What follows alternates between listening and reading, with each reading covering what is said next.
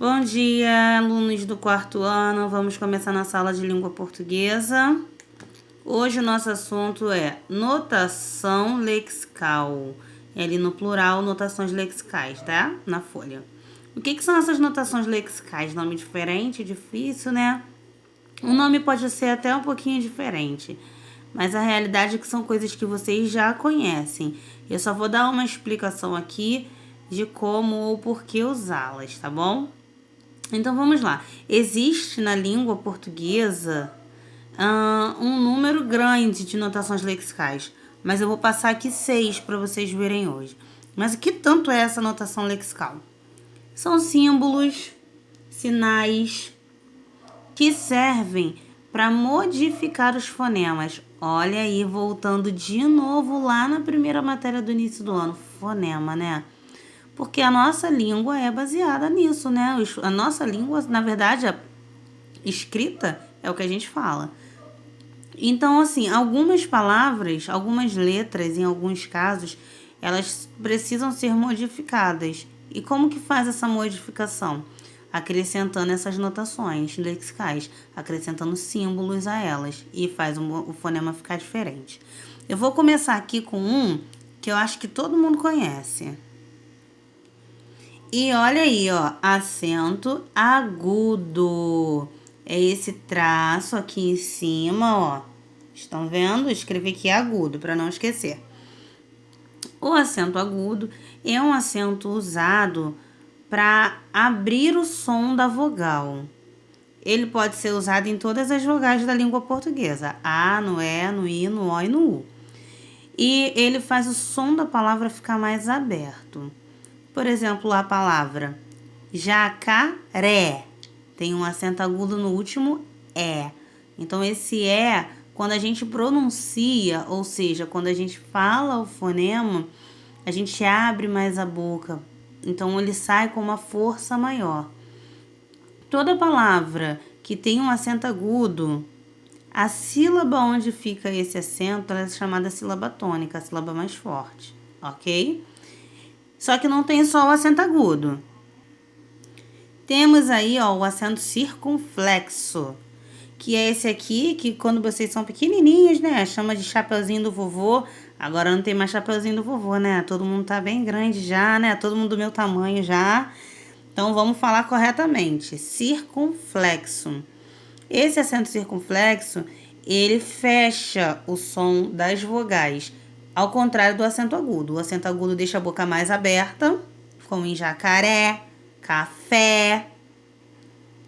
E o acento circunflexo faz exatamente ao contrário. Ele fecha o som, a sua boca fica mais fechada na hora de você pronunciar o fonema. Como, por exemplo, na palavra pêndulo, importância. Pode notar que a sua boca se fecha mais um pouquinho. Em relação à sílaba tônica, os dois são iguais. A letra que tiver com esse acento agudo ou acento circunflexo, aquela sílaba ali será tônica, ou seja, será mais forte. Mas qual é a diferença entre os dois? O acento agudo abre o som, você abre mais a boca. O acento circunflexo, você fecha o som, então você fecha mais a boca na hora de pronunciar. Temos aí agora o famoso tio. Olha, o tio tem história para contar, gente. Porque tem muita gente que acha que o tio é um acento. Mas eu vou dizer para vocês agora, ele não é. O tio, na verdade, é um símbolo, né? Que ele serve para marcar a nasalidade da sílaba. O que é a nasalidade da sílaba?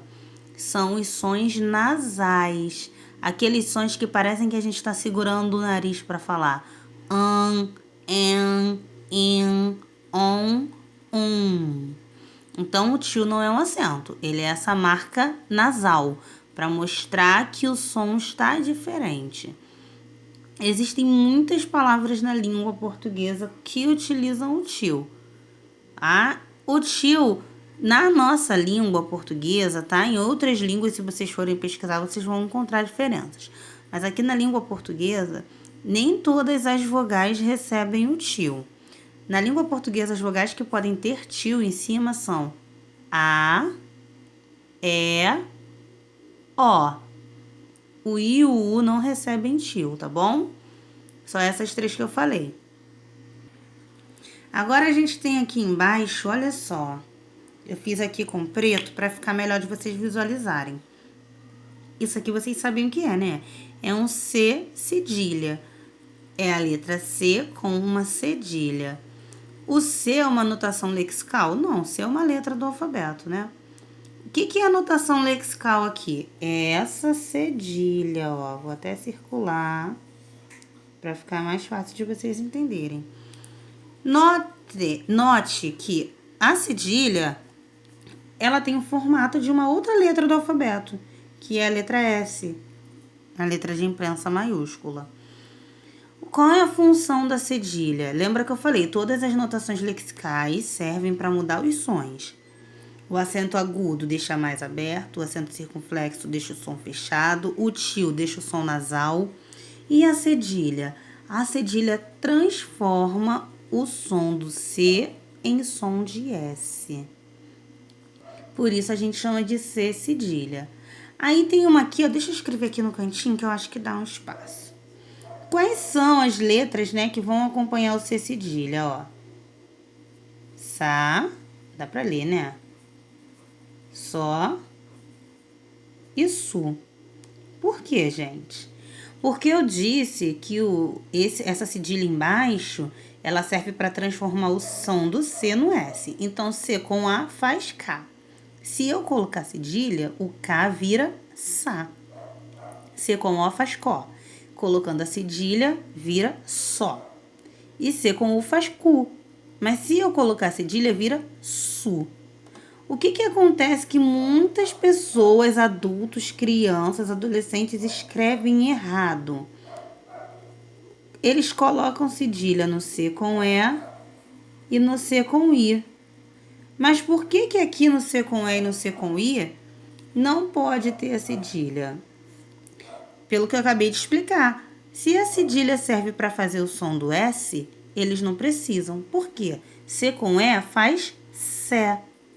Sé, esse Sé, o C já tem o som do S. Então, para que eu vou botar uma cedilha para fazer o som de uma coisa que já tem?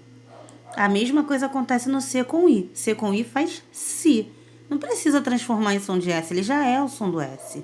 Então, a gente tem essa outra notação lexical, que é a cedilha. Ela serve para transformar o som do C em S, mas só quando estiver acompanhado de A, O, U, para poder virar Sá, Só, Su. Tá legal?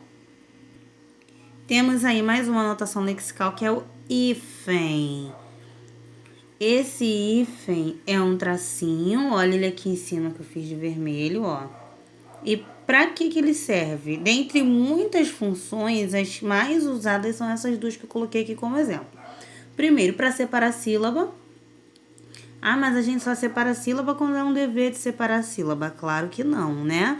Existe a separação de sílaba na hora da cópia, por exemplo, do quadro, ou quando você vai fazer uma redação numa folha. E uma coisa que tem muitas pessoas que ainda erram, eu vejo constantemente isso. Chega lá no finalzinho, ó, tá escrevendo, aí chegou aqui na linha, não deu, tem que fazer na linha de baixo. O que você faz? Põe o hífen, tracinho, né, para separar e copia o restante embaixo. Então, uma das principais funções do hífen hoje na língua portuguesa é separar as sílabas. Essa outra aqui, ó, tá vendo escrito couve-flor? Ela também o hífen também é usado para unir esses substantivos compostos. Vamos lá. Substantivos são nomes. Tem ali couve, tem o flor. Compostos quer dizer que é mais de uma. Então, o que é na verdade isso? Aqui esse uso do hífen. Eu juntei duas palavras que representam uma coisa. Eu tenho duas palavras, ó, a palavra couve e a palavra flor. Mas quando eu digo couve-flor, eu não tô falando de duas coisas. Eu tô falando de uma só, daquele vegetal que a gente come. Então, são duas palavras para falar de uma coisa. Então, eu uso esse hífen aqui no meio para fazer essa ligação, para eu saber que é uma coisa só, tá bom? E agora vamos para a última notação lexical de hoje. Então, vamos para o último, ó, o grave. Outra notação lexical. Dá pra ver aqui um pouquinho, ó. Deixa eu puxar só um pouquinho, daqui a pouco eu volto. Tem muita gente que confunde. Às vezes, até quando eu escrevia no quadro, eu falava assim, tia, você colocou o acento pro lado errado. porque achavam que eram esse aqui, o agudo, só que eu tinha feito ao contrário. Na verdade, não, existem essas duas notações lexicais, cada uma virada para um lado. Esse é o agudo, esse aqui é o grave. Vamos ver o que esse acento grave faz? Na verdade, ele não modifica o som das palavras, mas ele indica uma junção de palavras. Olha aqui o exemplo, ó. Eu vou à casa dela. Deixa eu puxar mais um pouquinho.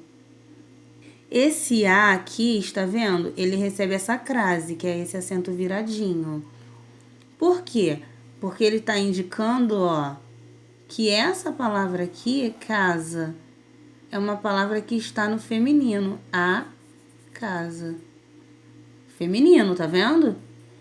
E aqui já tem esse A.